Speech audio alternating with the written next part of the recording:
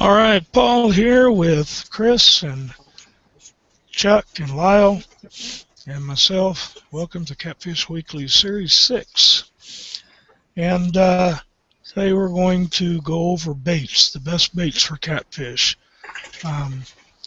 Probably cover things that you didn't even know, but we're going to go over the baits. Anybody want to start off first? Or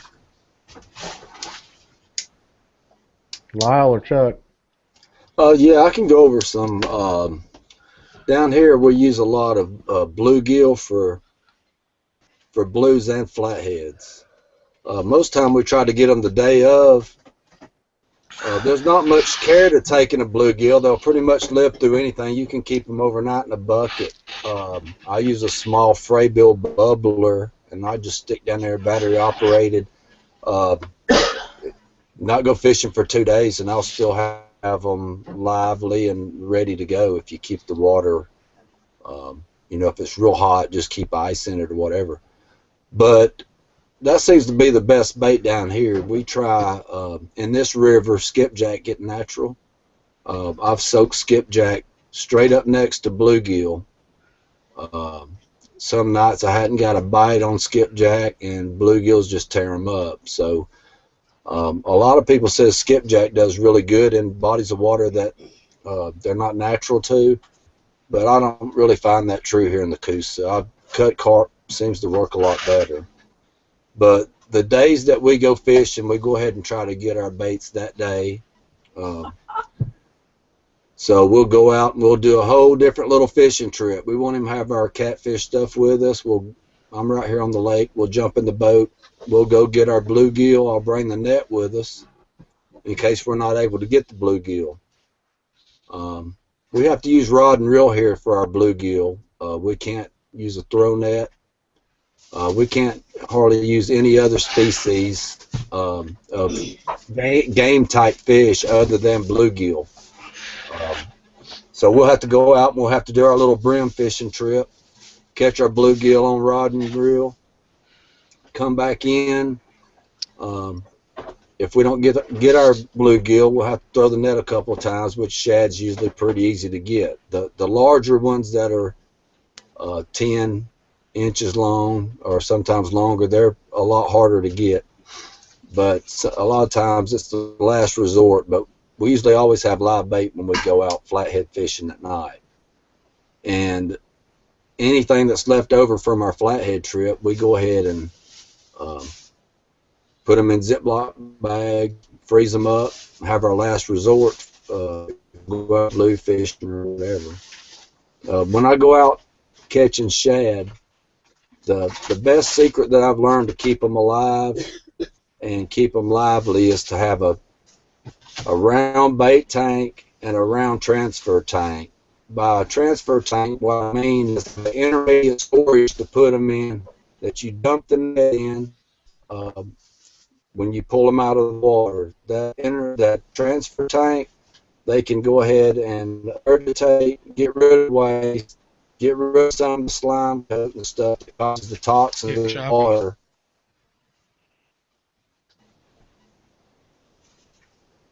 okay, try again, Chuck.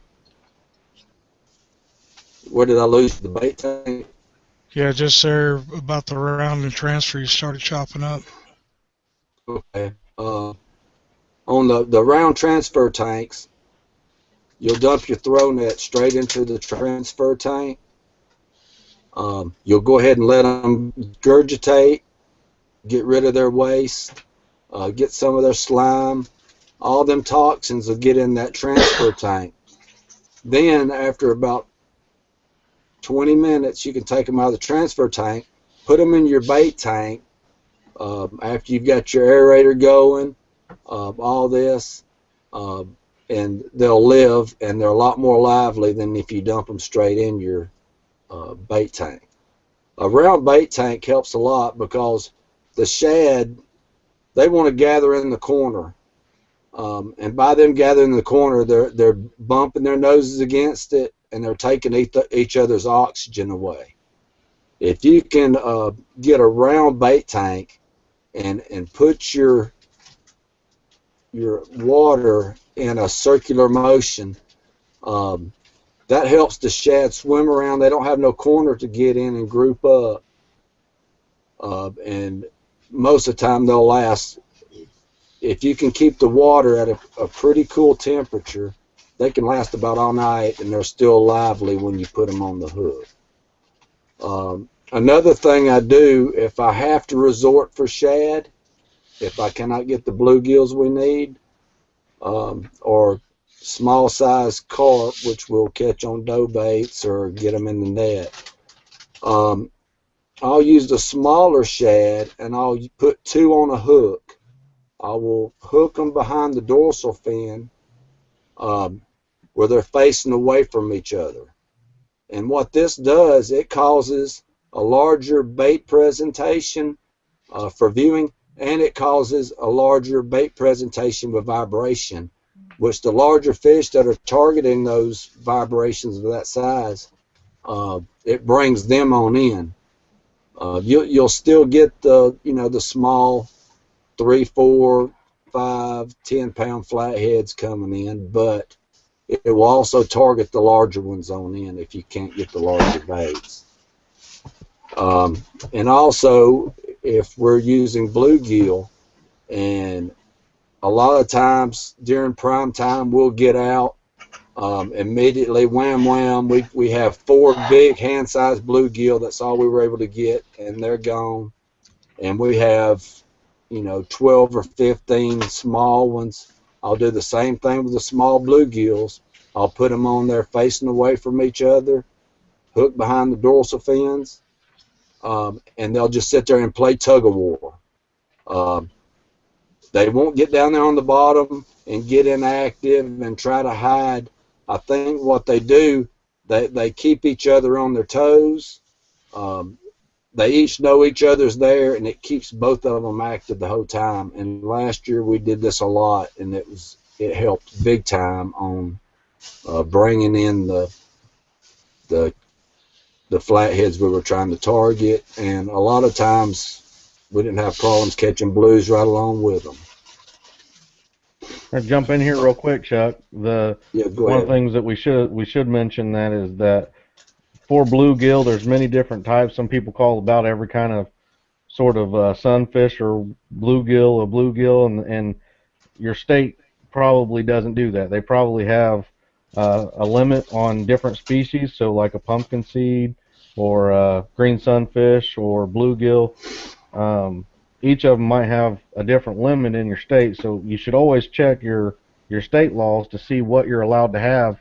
Also with live bait, if you're allowed to take any sort of live bait from one body to the other. Like in Indiana, I know you're not allowed to take shad. I'm not allowed to go to my reservoir and cast net shad, keep them alive, and take them to any other lake or even to the Ohio River. It's illegal to transport the live shad. You have to pretty much kill them, throw them on ice immediately. So just know your laws, look up your laws, make sure that if you're out there catching bluegills live and throwing them in a bucket, that you're not, make sure you know what species you got, what your limits are. Because if a DNR guy comes up, most of the time around here, they look in your bucket and they will count and see what you're at. And I don't want anybody getting tickets out there. So just make sure you know your laws. Absolutely. And this is this week's code. It kind of gets back. There you go. Can you see it all? Yeah. So this is this week's code for the giveaway. Anything you want to go and add there, Lyle? Well, we use a lot of bluegill and bullheads or flatheads, but when we are tournament fishing, the majority of the time we're using skipjack, moon eye, shad, freshest caught as you can get. Personally, I know that this will start a big hoo-ha with everybody talking about fresh over frozen, but our success rate is probably better on frozen bait than it is fresh bait. I can't tell you why. Just sometimes they like it, and sometimes they don't. But usually fresh is probably better than frozen. But we keep frozen skipjack, frozen shad in our area. The Asian carp has got so predominant that they've moved a lot of the shad out. that also makes good cut bait. We catch them babies and they jump in the boat, side them off, and put them in a bag with all the juice and blood and stuff, and vacuum seal them up and keep them that way. And the same we do vacuum seal the skipjack and shad whole. I've caught the most fish on frozen bait, and that's simply because a lot of times running tournaments, we don't have time to go out and get fresh bait. We use it if we got it. I have a pond behind my house that has nothing in it but bluegill and small bass, and when I catch the bass, I throw them up on the bank because I don't want them in there. If we're going after flatheads, we just go down there and rip us out a couple of dozen bluegill or sun perch or something, and we're good to go. In tournament situations, sometimes a guy, if he's in a channel cat area and nobody's catching any fish, ought to have some kind of D&K punch bait, something like that in the boat. If you're not getting in some fish and you need to, a lot of the tournaments will have a deal to where the big prize will be one fish over a certain length will get you in a drawing, and at that point, if you're halfway through the day and you don't have anything in the boat, you need to put some fish in the boat, and you can use fishing worms or stink bait of some kind of your choice, whatever works good for you, and get your fish in the boat so you get in a drawing. Sometimes people are giving away boats, sometimes they're giving away rods, sometimes they're giving away different prizes, different things, but you have to have a fish to qualify, and you can usually go to the rocks or the brushy areas and off the end of dikes and stuff and pick you up a fish right quick to get you in a drawing for things. When the water's flooded and it gets up in these farming fields in our area, the catfish go up in these areas and they'll be eating worms and night crawlers and stuff that come out of that soil, and when it starts draining out, they're already accustomed to going up in there after that stuff, and you can take your big old circle hook and load it up with bait, night crawlers or something. The best is if you get something from that area, but if not, get you some night crawlers and just keep putting them on that hook until it's just a big old ball of them. And where it's draining out, toss your anchor above it, toss right down into that, and let it drift right down below it. A lot of times you'll pick up a big old blue because they've been up in there chasing that food source. And as far as I know, that's the very best time to use them, unless you're in a channel cat tournament where they will work really well. But we keep, when we go out, we try to get an assortment of different things, because one day they'll like skipjack, the next day they may want shad, the next day they may want something different. And if you're in a tournament situation especially, you need to have an abundant source of different things and cut it differently. Sometimes the presentation makes all the difference in the world, and how fish will react to bait, and try different rigs. You know, 2 hooks in a big piece of bait, or cut the sides off and use strips one time, use chunks the next time. Sometimes they only want the heads. You just got to search around and try to find what's working, and once you figure out what they're wanting, then just keep feeding it to them. Yeah, and I'd tell you right now that this last year, a lot of people think you go down to a tournament on the Ohio River, and everybody in the tournament heads down the river, and they've got skipjack and shad and carp and all this bait on, and they're out there trying to catch, you know, a blue. And I got to the point, and if I would have done it sooner, I probably would have done better. I ended up 4th place in this tournament because I did all that stuff as well. And you know, I used skipjack that I had frozen. I used some shad that I had fresh and frozen. I just couldn't get on any fish. I finally went up into the shallows, ended up throwing night crawlers. I even brought night crawlers with me up into the shallows in one of the tributaries that go down into the Ohio River, and got into some real shallow water and limited out on channel cats and ended up in 4th place. And if I'd have done it a little bit sooner, I probably would have had a little nicer turn in, and would have ended up placing in the money, you know, on just channel cats. So you know, even worms on, you know, any given tournament, you want to have abundance of bait, like Lyle said. Well, one of the things that comes to my mind right off the bat is a few years ago, Keith Atkins and I was at the time living in Springfield, and I drove up there and spent 3 or 4 days pre-fishing before one of the bigger tournaments at that time was the Cook's Boat and Motor Tournament, and we had been laying out big, nice blues every day right in front of the dam at Clarksville, and I just, I had a spot that I knew he was going to go to and do good, and we sat there for 4.5 hours and never got a bite. And Keith looked at me and he said, "We got to get fishing the boat. We can't get in the drawing without it." And we went over behind the island on a bunch of chunk rock and got our limit of 5 channel cats that day. The fishing was really bad. It had turned off on a cold front, and there was 107 boats in that tournament. We ended up getting 14th with a limit of 5 channel cat on Danny King Country. And if we hadn't have took off when we did, we probably wouldn't have been able to turn the fish in. Yeah. Some other baits that I could think of is, I don't think anybody's mentioned creek chubs. Around here locally, we go out to our creeks. We can find what we call creek chubs or suckers. Chubs, suckers, they're good bait for all 3 species of fish: channel, flat, and blues.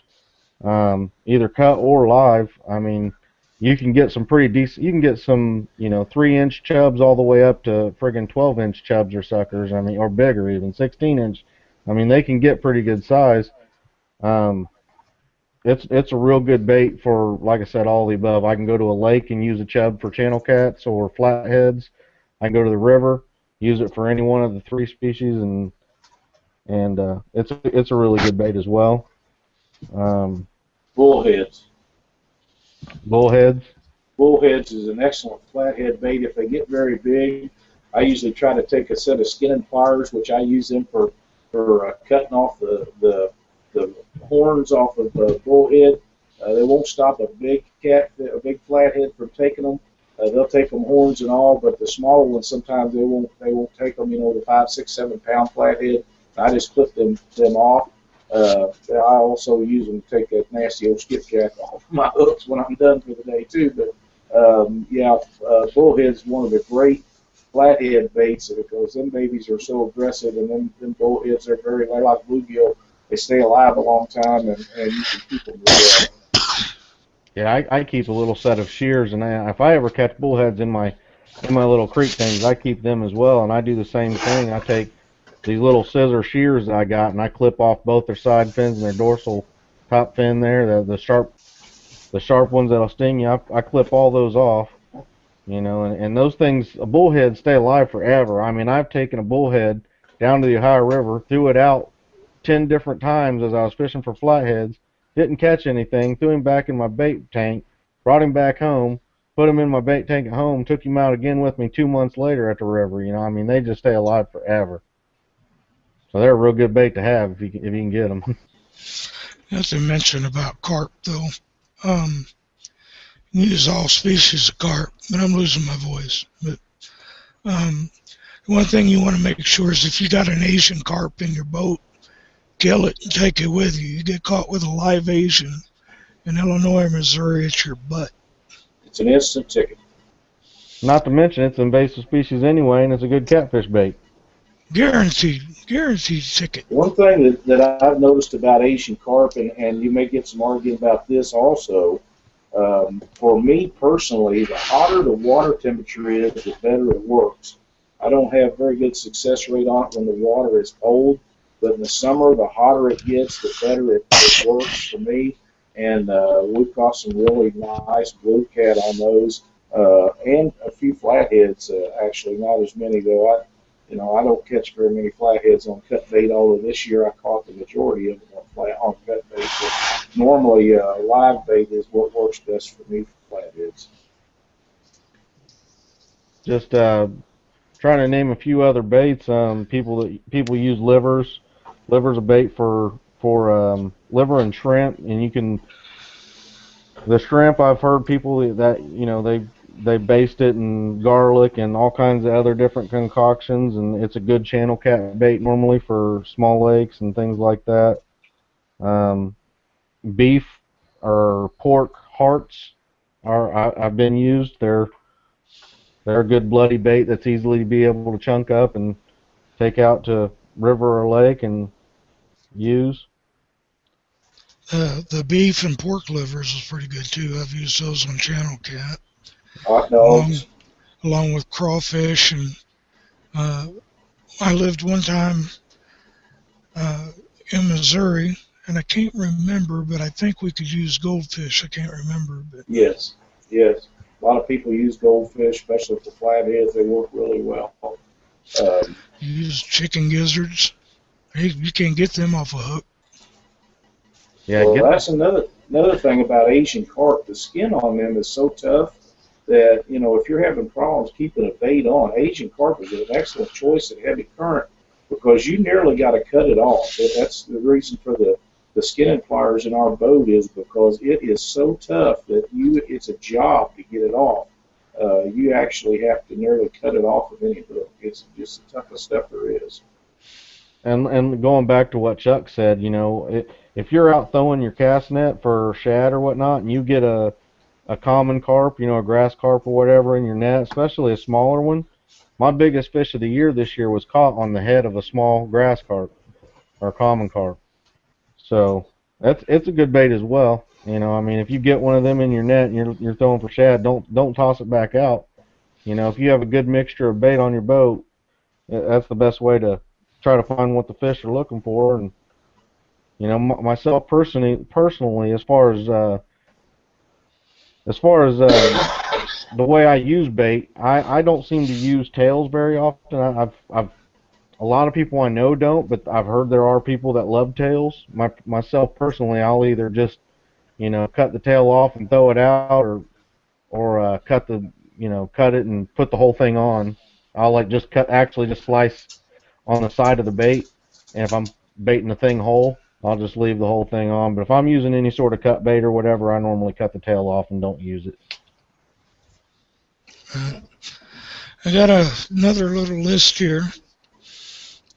Stink baits, and some people believe in them, some don't. I've never caught anything but a small fish off of stink bait, but that's just me. I have used catfish soap on the Missouri River in Columbia, Missouri when I lived there. That works. Cottonseed cake. Me and my dad would go out, and that's all he'll bring, and he still catches catfish. And then you got bait enhancers. You want to be kind of careful about what you get. You know, the other thing you didn't talk about was lures. They sometimes catch flathead. I seen a lot of people the other day talking about jigging for flatheads.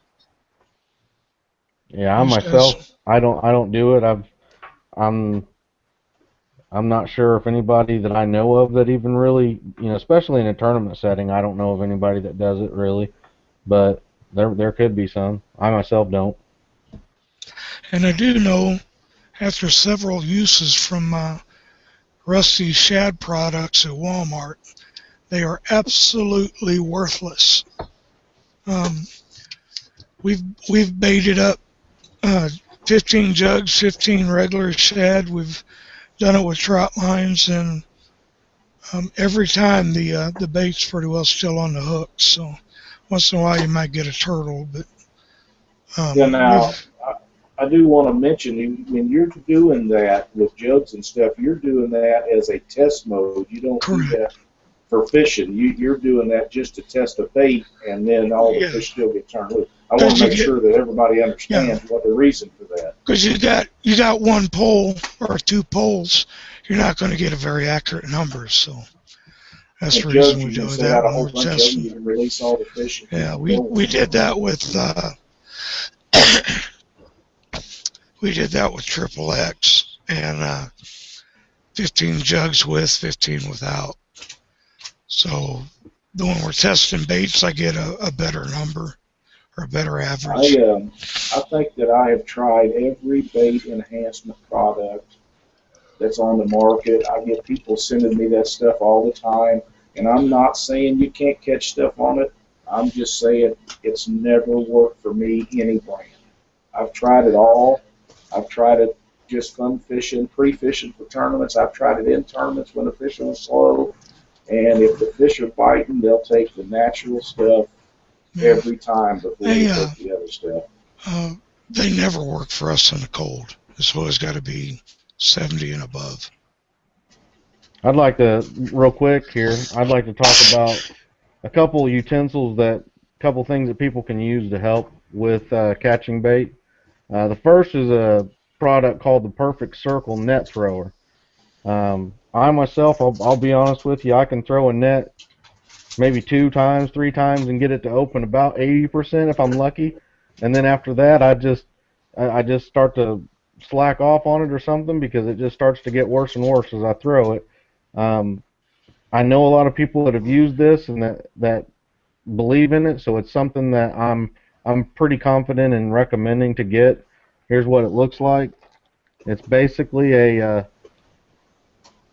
just a utensil that goes inside of your cast net. I heard that it's a bit of a pain to install. Takes 2 people, but it's like a frisbee. You throw the net almost like a frisbee. It opens perfectly every time. It's going to give you your maximum opening and catch the most bait fish in it as possible. And it works for up to 4 to 8 foot radius cast nets.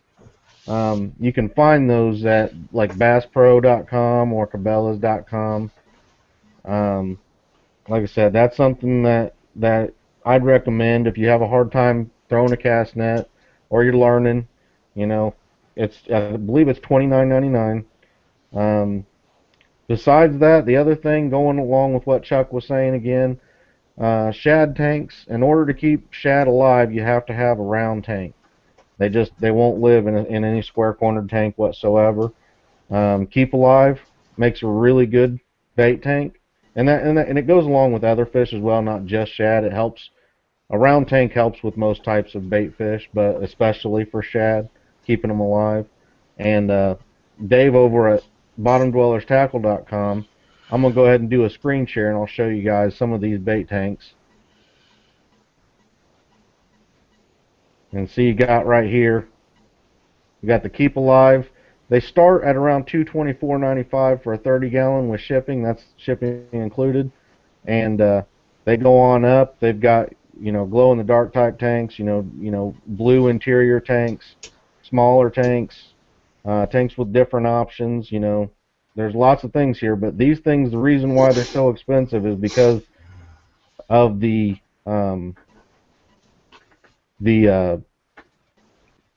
insulation that's in them, and then also because of the filter that they come with. So they're a really good product. They've been recommended by a lot of people, a lot of pros and things that want to use live shad. They're going to keep a bait tank either exactly like that from Keep Alive or a similar product on their boat. And if you don't know, Dave has the best prices on anything anyway, so if you're looking at getting one, you might as well check them out over there. See, got anything else? I was wanting to go over these guys that go out and do their bow fishing. You'll see them go through at night while you're fishing. They got the whole lake lit up with these big decks on the front. If you see these guys at boat launches, you can ask them for their number or give them your number. Tell them when they come in the morning. You might want to let them know what you're doing first. You start asking guys for numbers at the boat ramp. It might not go the way you want it. Yeah, and you can also let them know a lot of these guys aren't educated about flatheads and stuff, and they'll get out there and they'll shoot flatheads and stuff while they're back up in their you just let them, give them your opinion, just like, hey guys, pass on my flatheads while you're back there. There's plenty more fish out there. There's a bunch of junk fish. I looked through this guy's barrel one day, and he probably had 10 or 15 flatheads in there that he shot back up in sloughs. So that'd be a good way to get the message out about sparing your flatheads and your blues and stuff that they may run up on also. And you can get these big carp and stuff and just bring them home, freeze them whole. It keeps all the bloods, oils, and scents up in them really well while they're froze. You can take them out, spur of the moment, be on the river in a few minutes, and you got instant bait, and they usually do, really well. And you don't have to work at all to get it. Just, just get in touch with these guys, tell them you need 3 or 4 when they go out, and it's a done deal. On that same line, Chuck, you could go on your skippy trips, and if you're having trouble getting skipjack, there's there's always some local guys down there that are just catching them and throw them up on the bank. And most of them guys will be really glad just to let you have the fish they catch because they're doing it for fun. They're not doing it to keep them, and they just throw them on the bank, and they'll give you all kinds of fish, and you can get your limit that way. And don't forget that there is new limit restrictions in a lot of places this year on bait. Oh, yeah. Yep. So, before we close, anybody got anything else? I know there's a lot of baits that we didn't cover. There's other stuff out there. There's goldfish. There's lots of things that can be used that we didn't get a chance to touch on. We may or may not touch on it in the future, but if you have any specific questions or anything, feel free to post them on our Facebook, and we can try to get to them at some other show or something like that. And we're more than willing to help you out and pass on any information or knowledge that we know. Yippers. And with that, we're going to go ahead and close for tonight. I'm really losing my voice now, so we'll talk at y'all later, and keep them lines tight.